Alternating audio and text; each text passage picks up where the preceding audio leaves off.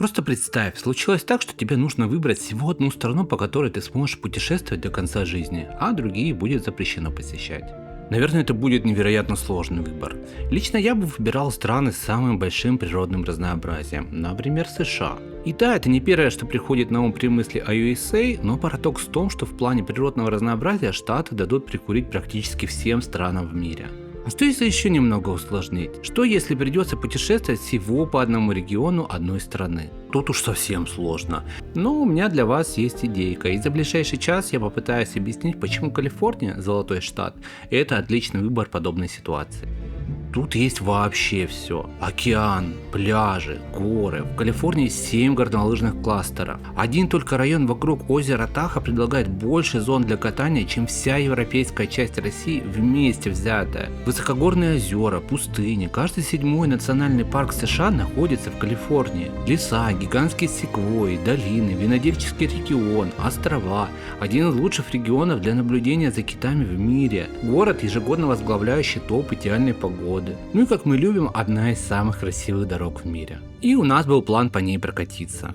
Я не знаю, как для вас, но для меня это всю жизнь было недосягаемой мечтой. Прикиньте, автотрип по Калифорнии. И не где-то в GTA, а прям по-настоящему. И как же круто, что мечты иногда все-таки сбываются.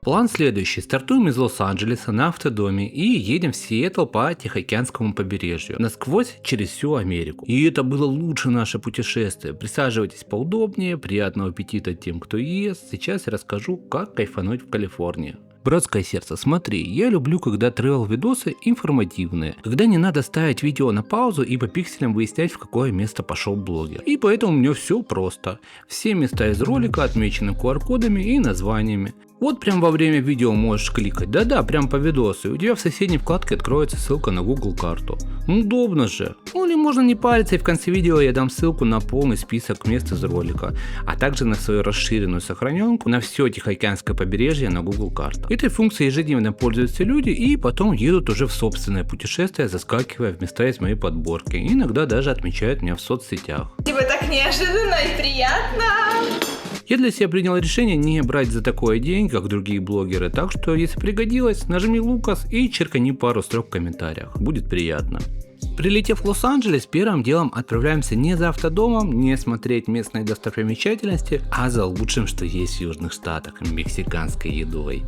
Вот что хотите делайте, но мексиканская кухня одна из моих самых любимых. Навернуть тако – такой кайф. В России она почему-то еще не популярна, от чего я очень грущу.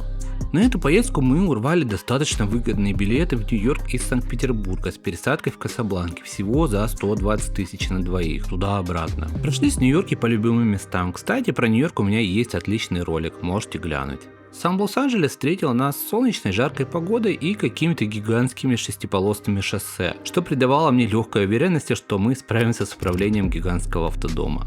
И вот спустя 10 минутах мы на месте. Согласны? Узнали? Пойдем сейчас будем пробовать взять автодом.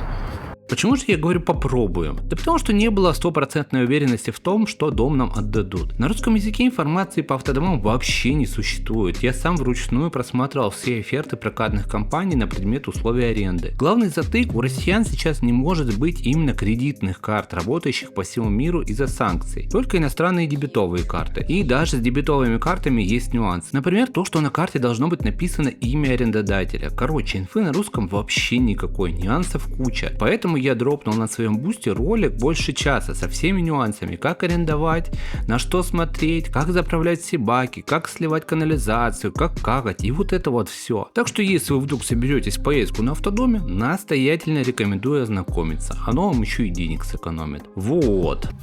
Фух, ребят, ну все, машину взяли. Я так понимаю, нам сейчас нужно заполнить банк воды, да, танк. Да. Вот. Я так понимаю. Ну это мы в Малибу, да, наверное, заполним. Фух, интересный опыт, конечно. Блин, он на самом деле еще гигантский. Я не ожидал, что он настолько гигантский, этот автодом. Это вот американские автодома. Причем это еще считается средний размер. У нас впереди есть вот такой вот. Вот, а этот 24 фута. Вот, но бывает там до 32, то есть они прям еще такие длинные бывают. В общем, очень интересно. Сейчас попробуем выехать. Ну, блин, очень классно еще, что в Лос-Анджелесе очень широкие дороги. Вот, машин не супер много. И выглядит так, будто все здесь организовано для этого. Первая езда. Страшно, очень страшно. Очень Ты сказал, что ты шаришь в этой теме.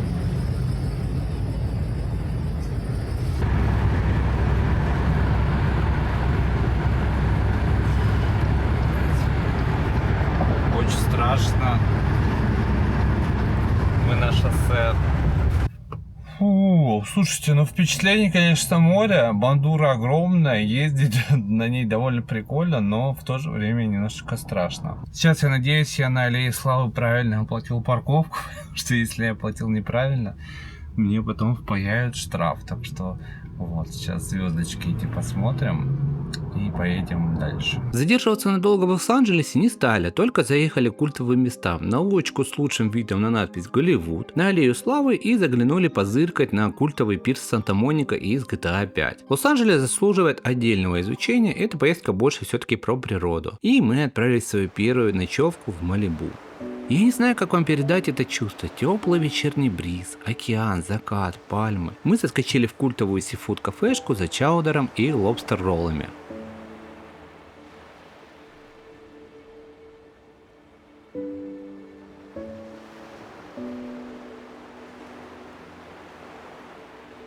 Ты только в начале пути, и тебя впереди ждет двухнедельное путешествие по западному побережью через все США.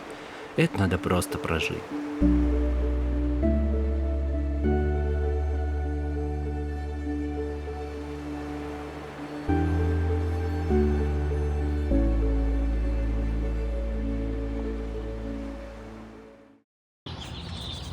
Всем доброе утро. Мы проснулись в нашем RV-парке. Так тут красиво. Только-только рассветает. Вышла погулять, посмотреть, что тут. Есть Wi-Fi, вода. Ну, у нас и в домике есть. Но можно здесь еще отдельно пользоваться всякими услугами. Сейчас пойду сниму обзор нашего домика. Ну, тут вообще такие всякие есть интересные большие дома. Был запрос на обзор нашего коня. Здесь можно зайти отдельно в кабинку с обеих сторон. И можно зайти вот здесь. Здесь еще есть дополнительное место для хранения. Здесь есть большой отсек для хранения. Что-нибудь большое там можно держать. Заходим. Тут можно сидеть мне, пока Антон ведет машину. Здесь наверху можно разложить еще одну кровать. Но мы ей не пользуемся, так как нас всего двое. Тут есть телевизор. Куча всяких мест для хранения. Микроволновка, газовая плиточка, раковина, морозилка, холодильник. Вообще как бы все роскошно. Стол. Большой очень, мы за ним работаем. Его, кстати, по-моему, тоже можно в кровать разложить. Тоже много всего для хранения. Шумит этот теплодуйка. Тоже всякие шкафы. Кровать очень удобная, большая. Мы прям с удовольствием поспали. Тоже куча всяких ящичков. И туалет. Сейчас мы тут... Оп! Такой вот вполне себе симпатичный. Из интересного, тут все ящики, они не как у нас. То есть так вот, как бы хлипко открывается. Прям нужно усилия приложить, но, наверное, чтобы оно на большой скорости не открывалось.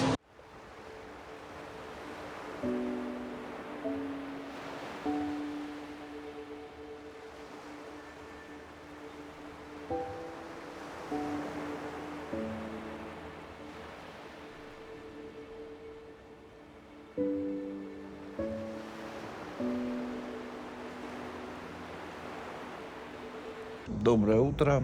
Ой, сегодня поспали в этом автодоме, все было супер вообще классно, нам очень понравилось. Просто рассвет, пальмочки. Вот, сидим, кофеек пьем. Кстати, удачное было решение. Мы купили в России просто пустых дрип-пакетов. И в Америке купили просто обычный кофе и завариваем, потому что именно дрипы заполненные в Америке достаточно дорогие. Вообще весь путь от Лос-Анджелеса до Сан-Франциско – это легендарная трасса номер 1, считающаяся одной из самых красивых дорог в мире. А как вы знаете, я люблю коллекционировать красивые дороги. Рекомендую посмотреть ролик про трассу NC500 в Шотландии. Мы ехали с юга на север и, если честно, немного пожалели. На всем пути открывались крышесносные виды, а все виста-поинты, это смотровые, всегда были со стороны воды. И если вы хотите остановиться, вам нужно развернуться, запарковаться, потом придется снова разворачиваться, и это не очень удобно, особенно на автодоме. Поэтому, если вы решите повторить подобный маршрут, всегда стройте маршрут, чтобы вода была с правой стороны. Так будет несравненно удобнее. Кстати, достаточно интересно, но на протяжении всего пути из Лос-Анджелеса в Сан-Франциско у нас отсутствовала мобильная связь. Хотя мы взяли оператора Google Fi, который использует вышки других операторов. Прикиньте, там недвижимость может стоить десятки миллионов долларов. У вас есть вообще все. Но банально выйдя погулять с собакой, вы не можете записать жене кружок в Телеграме, что собачка покакала. Зачем тогда это все? Выбор на автодом у нас стал не только из-за мобильности и комфорта, а еще и из соображений экономии, причем достаточно существенной. Мы экономили не только на отелях, но и на еде. Еда в супермаркетах США не сильно дороже, чем в России, чего нельзя сказать про еду в кафе. Там спокойно может быть x4 от московского ценника. Плюс чаевые налоги, ну вы помните американскую систему налогообложения. И мы отправились на контрольную закупку в соседний Walmart. Все люди как люди стоят, а мы примерно вот так. Ну непонятно где ставить. В общем, мы приехали в Walmart на контрольную закупку. Вот. Из отзывов к этому магазину было написано, что я никогда не видел настолько больших магазинов. Сейчас мы посмотрим, насколько крупные магазины в Америке. Если честно, это мой guilty pleasure. Я обожаю шариться по продуктовым магазинам в других странах. Там все такое интересное, все новое. Walmart достаточно большой магазин, и там есть вообще все на свете. Начиная от одежды, заканчивая совсем уж нишевыми штуками типа товаров для кемперов. Хочешь телек, пожалуйста. Хочешь электровелик, их есть. Хочешь себе новый аутфит за $20, все это у тебя там получится. Сбылось самое страшное, я потерял здесь свою жену. Не видать ее. Ну, если быть до конца честными, Walmart, конечно, больше, чем наши Ашаны, но не драматически. Отдельное удовольствие то, что мы набрали продуктов на длительный срок, и можно было брать вообще все, что хочешь. Я там прям раскайфовался. В общем, это было целое испытание, но мы набрали огромную кучу продуктов. Тут все такое интересное, прям сложно выбрать, если честно. Так много всего. Ну вот и фиксируйте, огромная корзина продуктов с полотенцами, бытовой химией, одеждой, едой вышла нам всего $240. В Нью-Йорке за такие деньги можно разве что пару раз в кафе сходить. Так, у нас тут и овощи, и всякие напитки, и мясо, ребрышки для бургеров, супчик, всякие бобы, соусы, яйца. Мое любимое. Мы вообще не планировали брать вино, но вино от Snoop Dogg с его автографом, естественно, было взято на $10. Еще всякие заморозки. Хотела эти вафли из очень странных дел попробовать. Ну, их, естественно, взяли.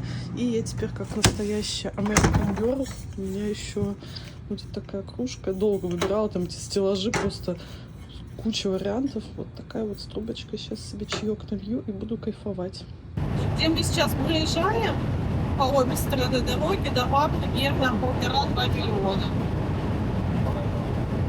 Помимо наслаждения красивой дорогой, наше любимое развлечение было смотреть на Zillow, местный аналог Циана, стоимость местной недвижки. Кстати, у этого сервиса есть очень классная киллер-фича. Видно реальные цены, за которые были произведены сделки по недвижимости по соседству. И на фоне совершенно отлетевших цен в Питере и Москве местные дома уже не кажутся такими уж и дорогими. Хотя цены тут, конечно, нихуя себя. Сколько? 36. Да ты шо, охуел, блядь, сука?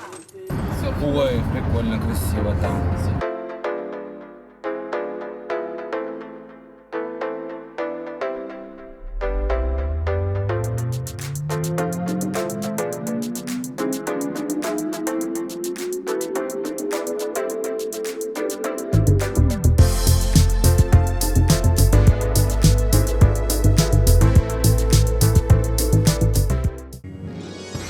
Пам-парам-пам. Пам-парам-пам-пам. Пам-парам-пам. Тан-тан-тан-таран-тан-тан. Мы в Санта-Барбаре. И тут я вклиниваюсь уже из монтажки и должен вам сказать, что я потерял все исходники с камеры именно за тот день. Видимо, я забыл их скопировать. Есть только кадры с экшн-камеры, дрона и телефона. Ну, очень жаль, потому что места там были очень красивые.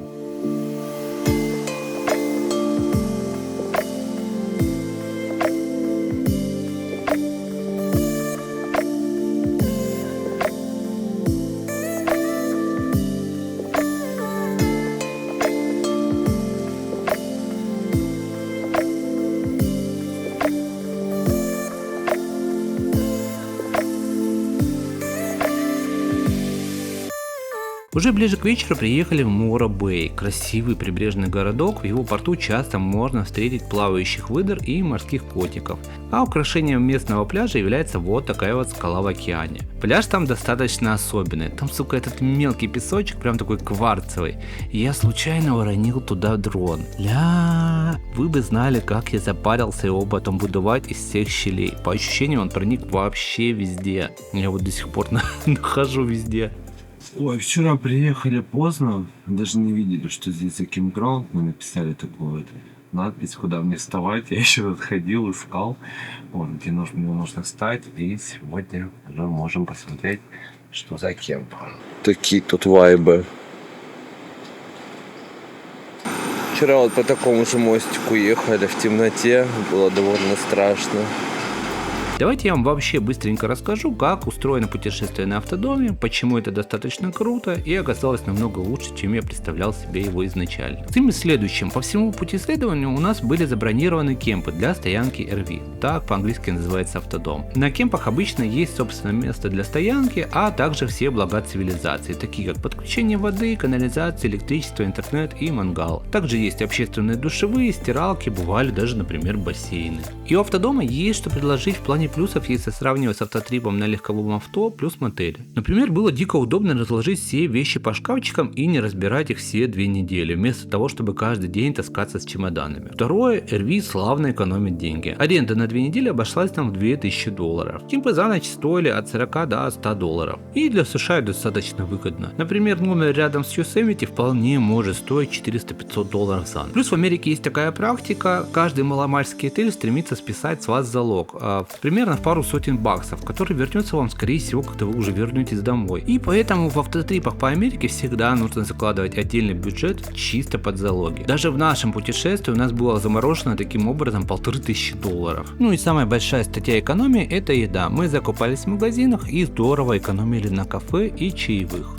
Да и в-третьих, это просто удобно. Захотел холодненькой колы за рулем, сходил, взял холодильник. Захотел в туалет в любое время, и не надо искать заправку. Из существенных минусов это то, что эта бандура жрет где-то по 25 литров на 100 километров. И сейчас мы совершаем крупную ошибку, заправляясь на этой атмосферной заправке. Как в сухую землю просто уходят.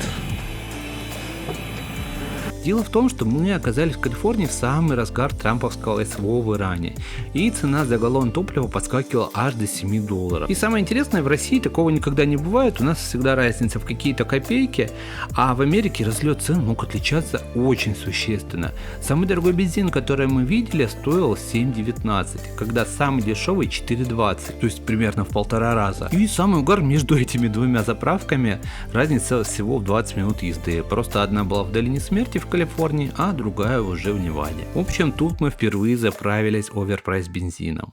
Заехали на такую милейшую заправку, маленькую. Тут есть айс. Давайте посмотрим.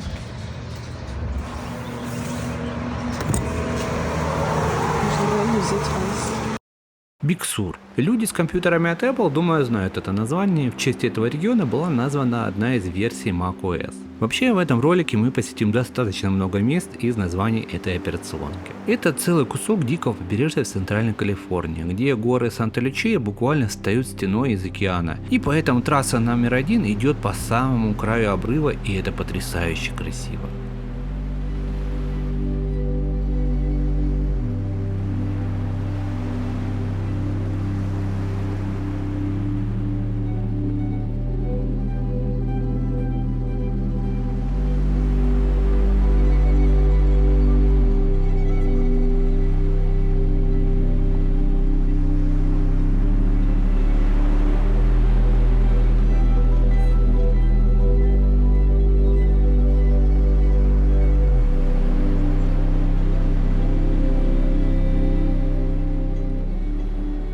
Настолько красивая, что я чуть не угробил наш автодом. Рассказываю. Мы тормознули на одном из вистапоинтов раскайфоваться, и я забываю поставить машину на скорость. Уклон был совсем небольшой, чтобы заметить это сразу, но прямиком по направлению к обрыву. И как же я обосрался, когда понял, что я натворил, вы бы знали.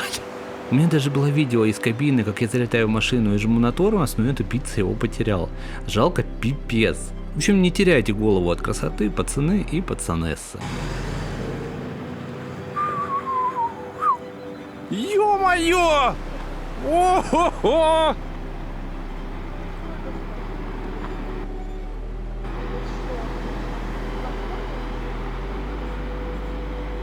Шок. Биксби реальная легенда Биксура. Мосту скоро будет лет 100, и как же фотогенично он тут стоит. Блин, ребят, вы бы видели цвет этой воды, это просто шок.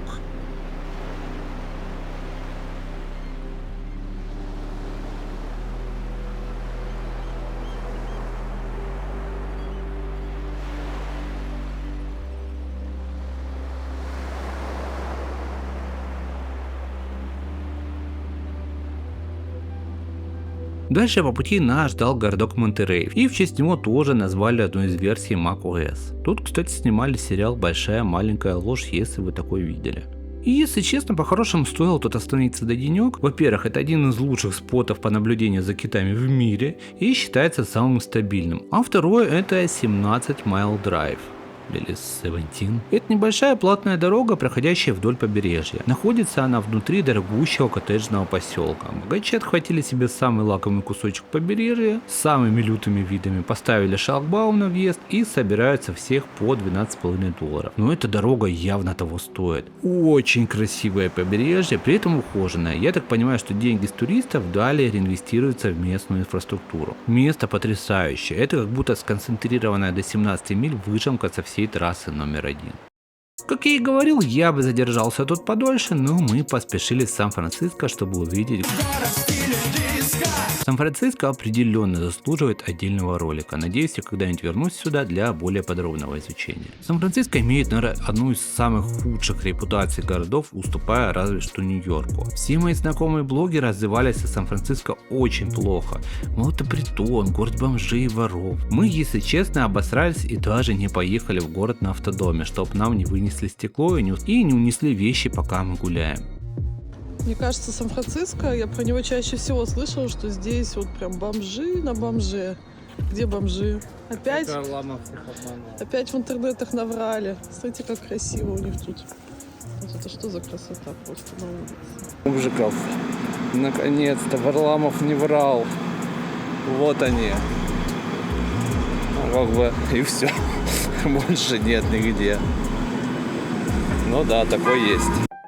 Мне Сан-Фран прям зашел. Город со своим характером, узнаваемым стилем, невероятная красота, вайб и ощущение я в кино. Короче, абсолют синема, пацаны. Сан-Франциско это город, который одной ногой стоит в прошлом, а второй уже в будущем. И в этом есть какой-то завораживающий шик. В городе довольно много викторианской архитектуры, и мы поехали к 5 сестрам. У них достаточно интересная история, по сути, этих домов сейчас уже не должно было быть здесь. В 1906 году они пережили землетрясения и пожары, а в 50-х над ними нависла другая угроза. В середине века многие викторианские дома уже считались уродством и пережитком прошлого, и их реально хотели сносить. И вдруг случается плот-твист, люди начали их спасать и красить в разные цвета. И тогда же образовался термин Painted Ladies. И дальше уже пошел эффект домино. После одного покрашенного дома соседи тоже захотели, и викторианщина из кринжа стала символом города. Также за команду прошлого выступает исторический 150-летний трамвай. И это не совсем туристический аттракцион, это обычный маршрут по городу, по нему ездят такие вот винтажные трамваи, отреставрированные вагоны разных годов и эпох. То есть ты садишься и буквально едешь на музейном экспонате, но с остановками, расписаниями и людьми, которые едут по своим делам. Вагоны там разворачивают вручную вот на такой вот платформе, и потом вы едете, сидя на открытом воздухе, на таких вот лавочках. Маршрут живописный, идет в сторону набережной, и вы будете очень рады, что не идете этот маршрут пешком, потому что уклоны в городе мое почтение. Это еще одна причина, почему хорошо, что мы не поехали на автодоме.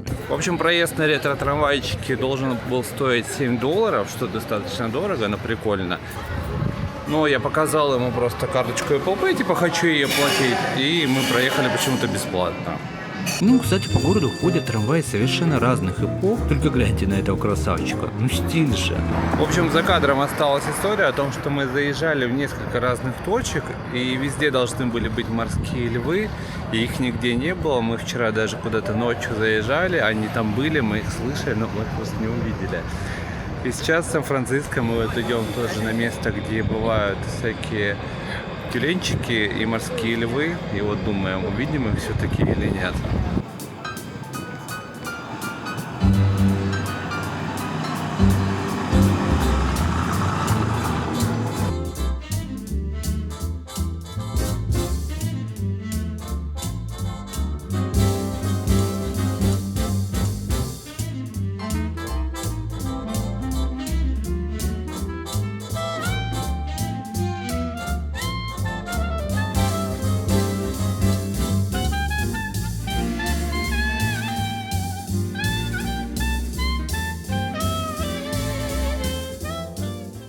Короче, мы вчера первый раз попробовали In-N-Out, и теперь не можем остановиться. Снова идем. Если это видео смотрят старожилы моего канала, то они помнят, что в выпусках про Нью-Йорк и Майами я жаловался, что бургер в USA это так называемый кал. Главный символ кухни США в самой Америке-то по вкусу не ахти. И вот школа западного побережья уже раздает стиля.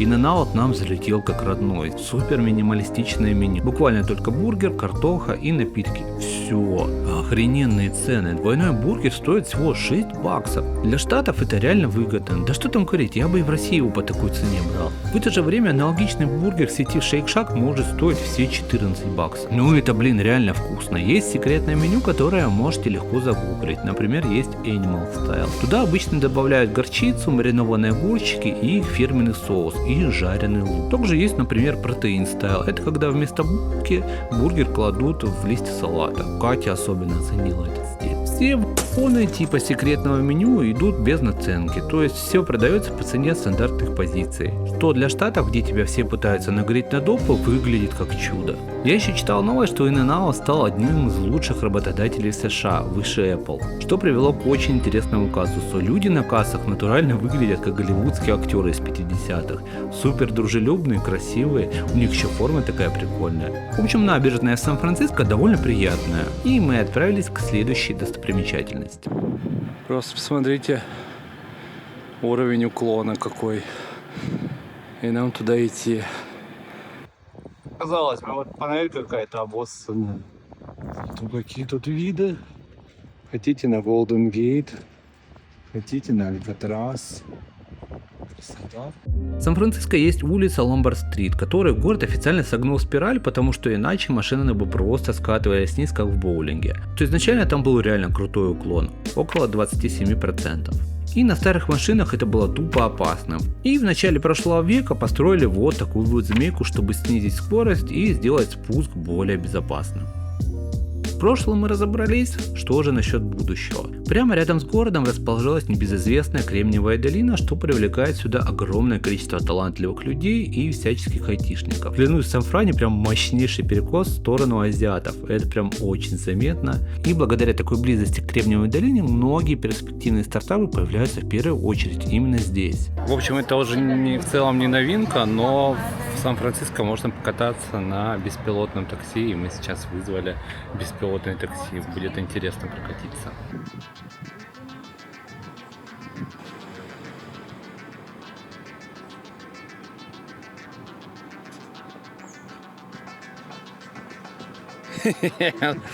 Искусственный интеллект нас заскамил.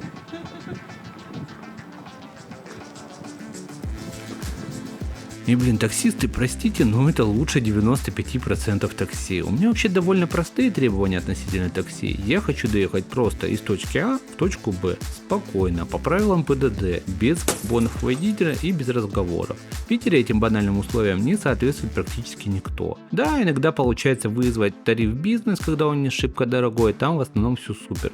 Но, блин, в остальных тарифах просто какой-то трэш. При этом искусственному интеллекту я доверяю намного больше, чем какому-то рандомному Сереже, любителю соли. По статистике снижает серьезные аварии примерно на 90% по сравнению с людьми. Травмы в целом уменьшаются на 80%, а для пешеходов аж на 92%. Да, были отдельные случаи, но по сравнению с людьми ошибок меньше. И да, я спрашиваю нейросети вопрос, пока еду в беспилотном такси. Вот такой вот киберпанк. Если честно, я не думал в детстве, что доживу до таких технологий еще и настолько быстро. На самом деле это не единственный подобный стартап, просто один из первых.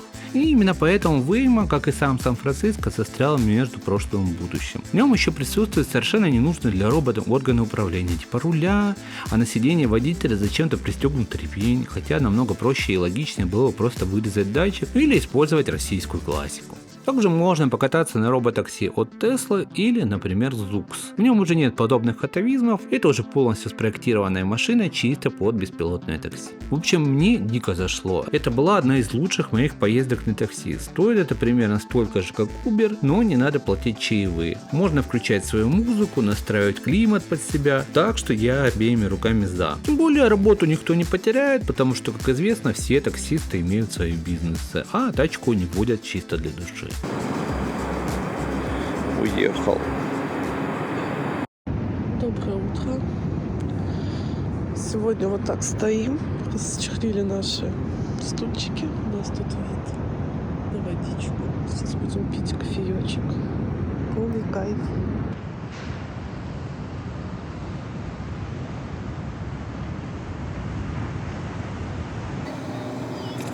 Ох, ребята, куда мы приехали? Смотрите.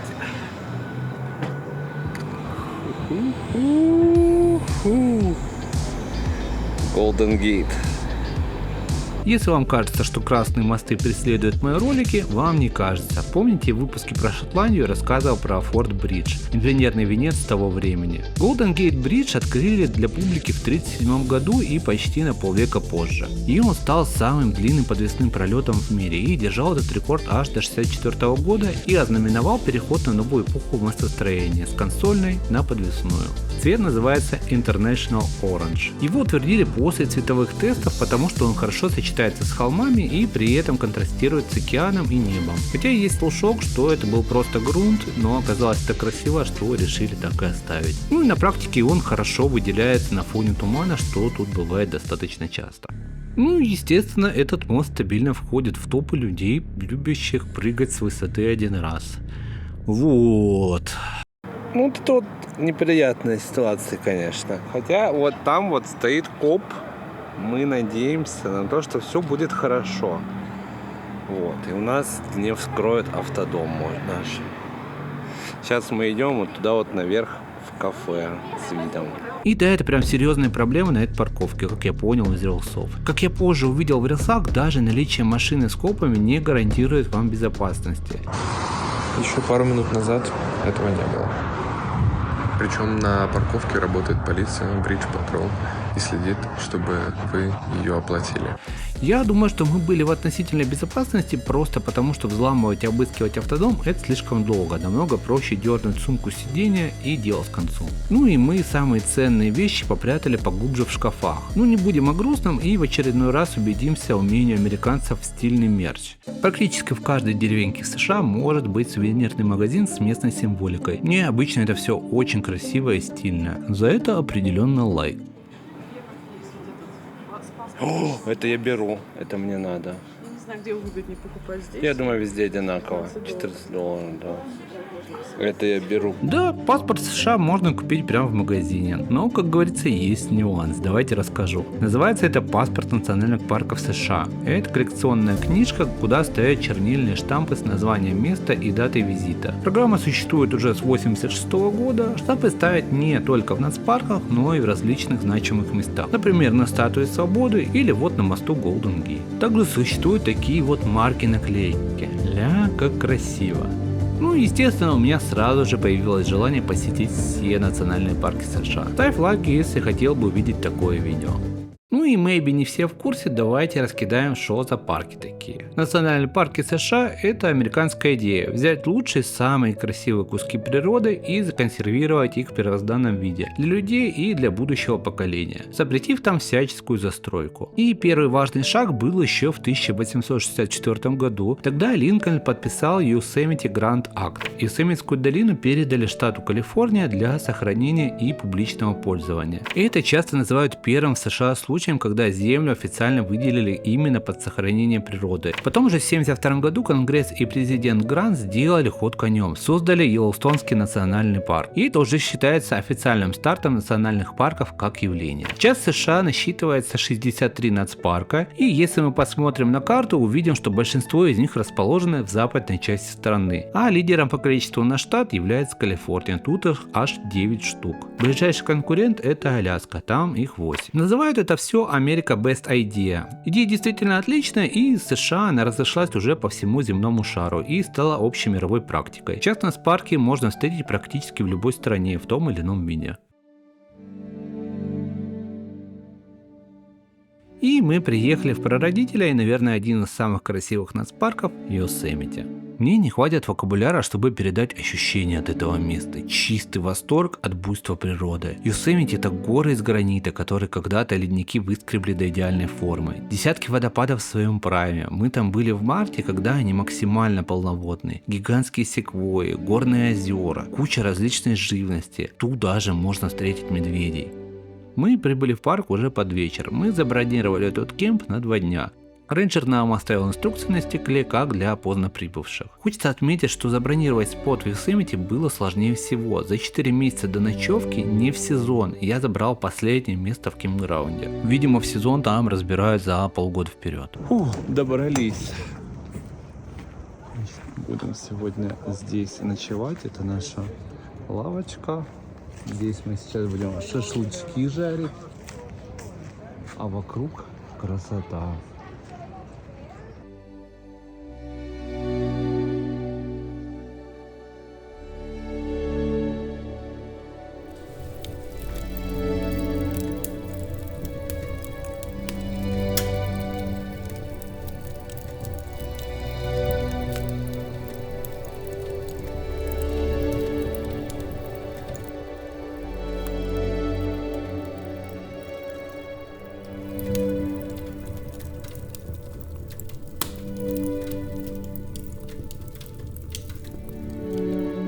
В Йосемити у нас достаточно простенький кемпинг. Мы здесь просто поставили автодом. Здесь нет ни подключения ни к электричеству, ни к воде. Вот. Зато это стоит очень дешево. И вокруг просто потрясающие виды. Супер красота. Кстати, из прикольного, мы вчера вечером, когда заезжали, рейнджеры на входе уже, видимо, давай поехали. Это было, наверное, часов 5 вечера.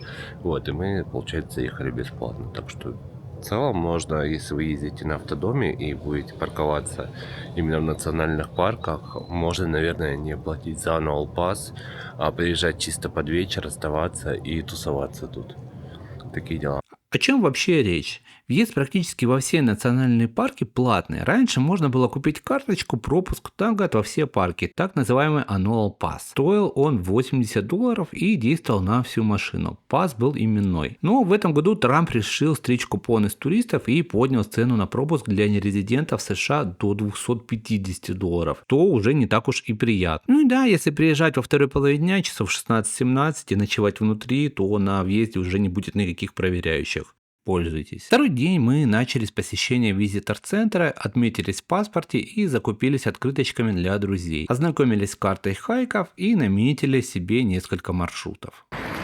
Решили с утреца пройти в небольшой 30-минутный трейл. Вот. Водопадиком вроде туда. Сейчас посмотрим.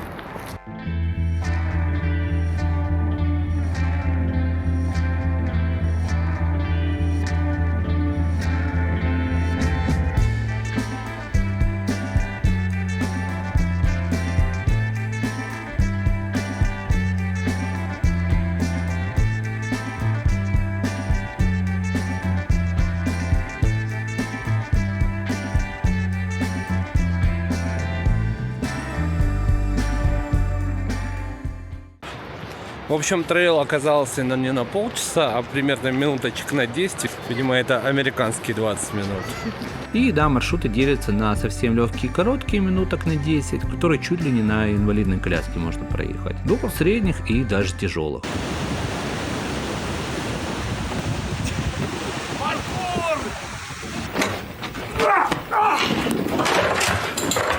Паркур! Паркур! Паркур!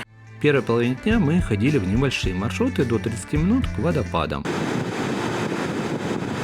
Я почти уверен, что камера вообще не передает мощь этого водопада. Меня аж сдувает.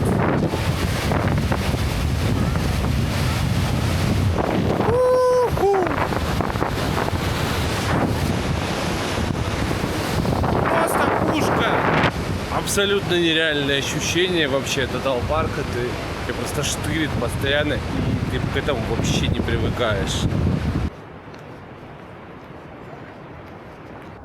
Особенно вот прикольные делают здесь лавочки вот такие вот.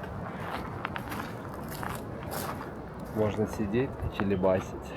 И американцы не были бы американцами, если бы не запихнули сюда Starbucks. Сейчас идем посмотрим, может быть тут будут кружки с Yosemite с надписью. Было бы прикольно. Чисто сравните наш автодомик и вот этот автодомище. Он еще и с прицепом.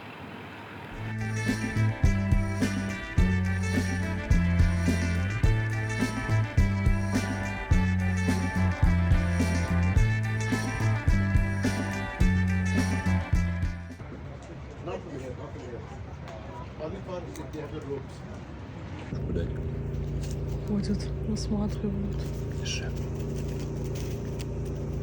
Голодные. А второго не дал. Ты посмотри, они голодные. Ты их видел вообще? Брат, держи. Все. Чувствуешь себя тут как диснеевская принцесса.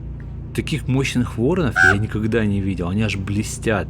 Прям видно, что они холеные. И уже после обеда мы решили сходить в настоящий трейл. Он был отмечен как средний по сложности примерно на 10 километров и 3 часа. Выбрали себе трейл подлиннее. Все до часу, а мы выбрали на 3 часа. И здесь уже вообще никого. Только мы. Ну и белочка. Хотела дойти вот до этого островка, но я такой холодной воды вообще в жизни не ощущала. Ты заходишь, и тебя как будто просто вообще 1000 ножей бьют в ноги. Вообще невозможно даже шага сделать. Капец. Байкал вообще по сравнению с этой водой теплая ванна.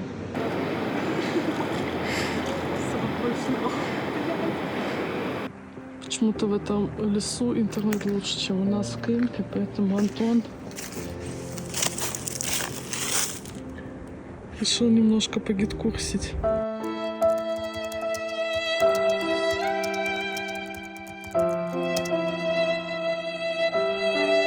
И на таком трейле уже проявляется талант американцев в создании подобных маршрутов. Слушайте, умеют американцы, конечно, парки делать. Все выглядит так, будто бы это все природой создано. Видно, что это все сделал человек. Вот. Блин, классно, классно. Смотрите, как красота.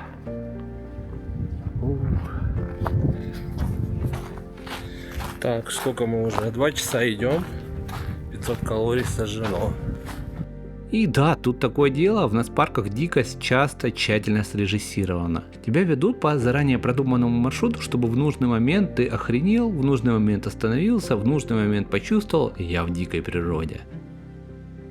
Проектируют маршруты так, чтобы ты чувствовал природу, а не инфраструктуру. Дорожки не выглядят искусственными, где-то поваленное дерево, где-то на ступеньках насыпаны камни. Дорога постоянно петляет и проводит тебя через различные биомы. Сначала лес, потом горная река, хопа, крышесносный вид на горы, озеро зеркальной глади, потом осколки гранитных скал, небольшое препятствие в виде мелкой лужи, чтобы ты не чувствовал, что зря купил трекинговые ботинки. Но при этом мог спокойно пройти и в обычных кроссах. С классными трекингами мы будем сталкиваться дальше в процессе нашего путешествия, но в Yosemite, на мой вкус, они эталонные.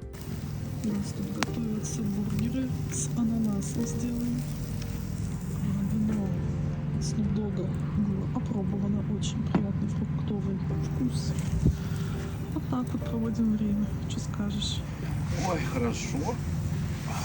Ну и после хорошей прогулки бургеры, приготовленные на углях, взлетают как родные. Мы очень рады, что решили остановиться в Йосемите на 2 ночи. Это дало нам передышку и возможность заземлиться в таком прекрасном месте. Мы были там практически без связи, без Wi-Fi, такой вот цифровой детокс. И я смог поймать вот этот самый момент, создать образ, который навсегда запишется на подкорку в раздел со счастливыми воспоминаниями. После Йосемити мы отправились к озеру Таха, и Калифорния сразу же напомнила нам о своем природном разнообразии. Путь лежал через заснеженные горы. Просто мы еще совсем недавно были на побережье, а тут уже вдруг снег и горы. А еще в нескольких часах езды отсюда находится жаркая пустыня. И до всего этого может доехать в течение дня. Прикольно. Озеро Таха сидит на границе Калифорнии и Невады. То есть кусочек озера принадлежит Неваде, а большая его часть в Калифорнии, высоко в Сьерра-Неваде. Это огромная горная чаша с водой такой прозрачности, что цвет кажется абсолютно нереальным. Тут в одном месте собрали все, что люди обычно любят делать в отпуске, только без необходимости менять страну. Хочешь пляж и купаться, хочешь горы и хайкинг, хочешь смотровые, хочешь лыжи и сноуборд. Тут около 15 горнолыжных курортов, больше, чем во всей европейской части России. Хочешь вечером движ, Париж, казино, чебары, иди на сторону Невады. Хочешь тишину, лес и тропы, уходи на калифорнийскую сторону. Мы взяли электровелики и поехали вдоль озера. И вот честно, это один из самых приятных способов увидеть Таха. Потому что ты не сидишь в машине и не ищешь парковки как идиот, а просто катишь, и озеро все время рядом. Плюс до некоторых мест на тачке реально не доехать, особенно на автодоме. Например, мы долго не могли понять, как доехать до точки, которая называется Secret Cave, на машине. А потом просто вернулись на это место на великах. Виду тут потрясающее. Веломаршрут вдоль Таха — это тот случай, когда ты ничего особенного-то и не делал, просто ехал, а ощущалось, как будто ты попал в фильм.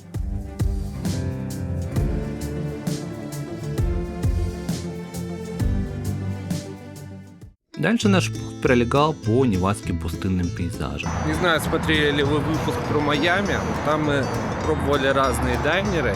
И наш самый любимый — это вот этот Cracker Barrel. Сейчас будем люто кайфовать. Если вы вдруг не смотрели, Cracker Barrel — сеть дайнеров по всему США. Любимое кафе Соло Гудмана. Да, Cracker Barrel. Всегда помогает упомянуть Cracker Barrel.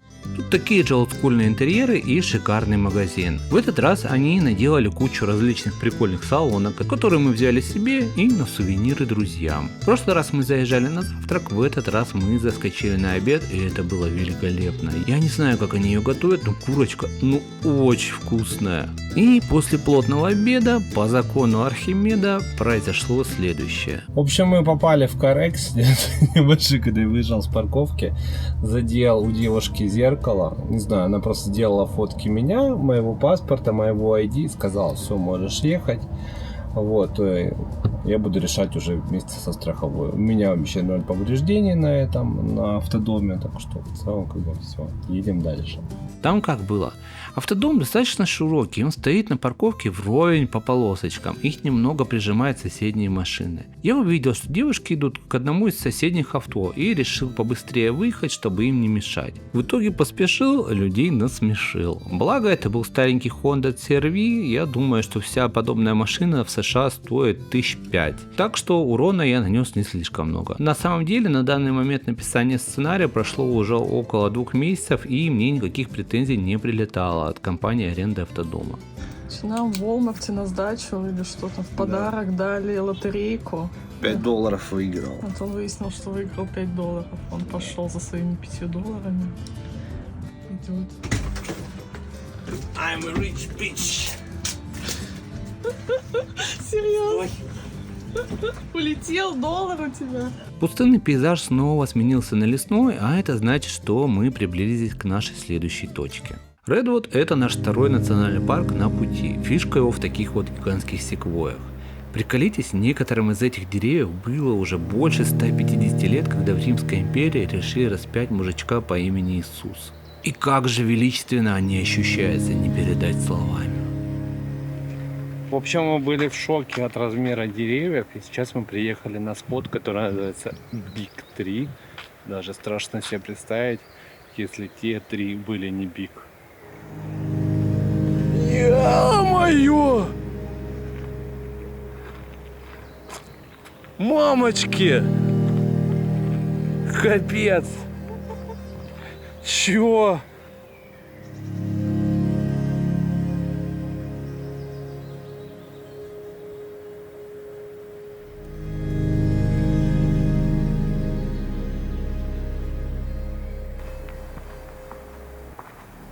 Ребят, у них есть еще указатель на еще более большое дерево. На самом деле это не Z-дерево, таких в парке еще очень много. Есть даже больше. Вообще тут нет какого-то главного дерева. Точнее есть, но вы его не сможете посмотреть. Это Гиперион. Официально самое высокое дерево в мире. Его высота около 116 метров. Это как дом 40 этажей, только живой. Он выше статуи Свободы примерно на 20 с лишним метров. Местоположение Гипериона официально не раскрывают, и сейчас вокруг него закрытая зона. К сожалению, в начале нулевых стали известны координаты этого дерева, и толпы туристов полезли туда без тропы, протоптали народные маршруты, утоптали почву вокруг основания, выдрали и убили подлесок. И в 2022 году парк официально закрыл доступ в окружающее пространство. У редвудов, как ни странно, корневая система довольно поверхностная и чувствительна к уплотнению почвы. И теперь, если кто-то лезет в закрытую зону, он может получить штраф до $5000 и до 6 месяцев тюрьмы.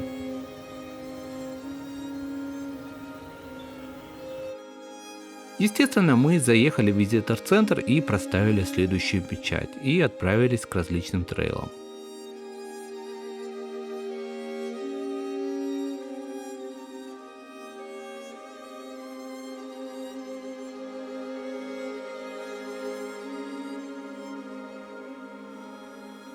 Приехали на трекинг, и тут, конечно, дорога была очень красивая, но немного маловато для нашего грузовичка. В некоторых местах мы прям где-то, наверное, по 10 сантиметров от зеркала оставалось. Ну, блин, насколько ж красивая дорога. Ощущается, как будто нас уменьшили, и мы ездим между обычных деревьев. Хотя, вот, покажу сейчас. Тут просто небольшое дерево считается, вот оно, шире меня. А есть прям гигантские деревья. Очень красивое место.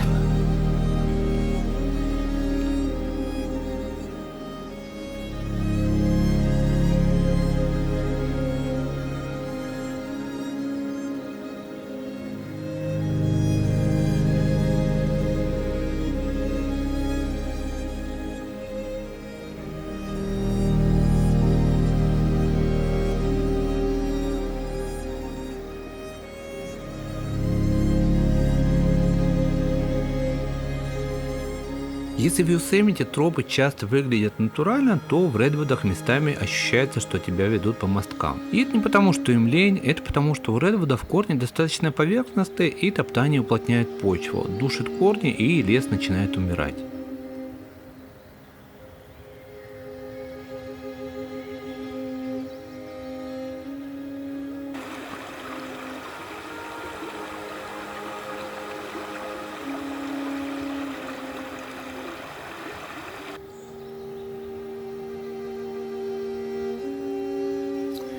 Помогите, меня уменьшили.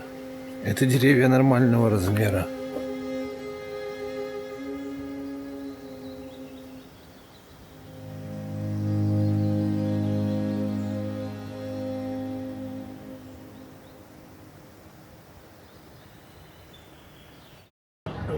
Прикольно, мы сейчас находимся на индейской резервации, и мы сейчас заехали к ним на заправку. Здесь очень приятные цены на бензин, и плюс у них еще есть это казино. Короче, на территории индейских резерваций они могут сами себе открывать казино вне зависимости от политики штата. Мы решили сходить на Damnation Creek Trail. По названию уже понятно, что легкой прогулки тут не обещают. За 101 трассы ты буквально за минуту провалишься в древний редвудный лес. Папоротники, влажный воздух, все как в кино.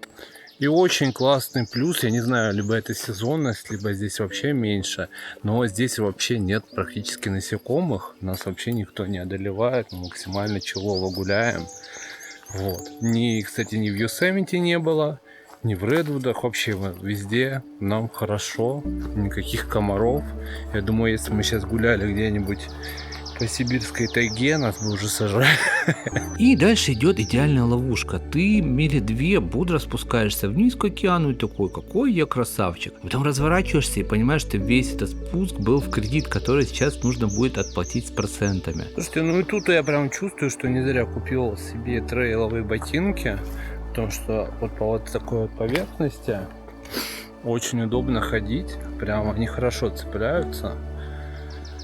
Приятная вещь, так что задумайтесь, если будете гулять в трейлы, задумайтесь о покупке трейловых ботиночек. Паркур!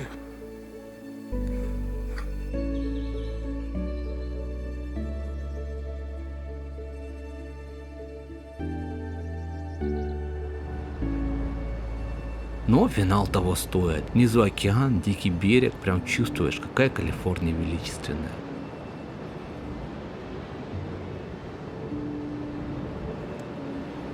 О, кайф!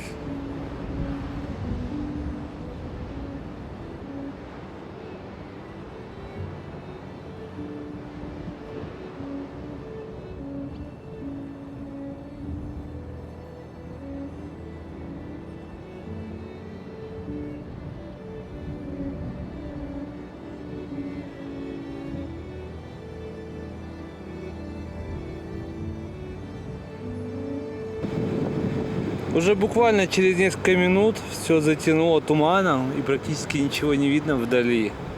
Вот, видно только ближайший камушек, хотя вот 10 минут назад еще было все видно. И что удивительно, мы вот уже несколько трейлов прошли, и вообще тут везде не соринки. Максимально чисто. Респект. Тот самый долгожданный вид после 3-часового трейла, который стоил всех мучений. Ох, сейчас кока-колки бахну. Ух, кока-колка, держись. Это наш классический вечер, уже темно. Вот наш автодом. Мы опять жарим мясо, чем мы занимаемся практически ежедневно. Сидим, у нас тут всякие закусочки.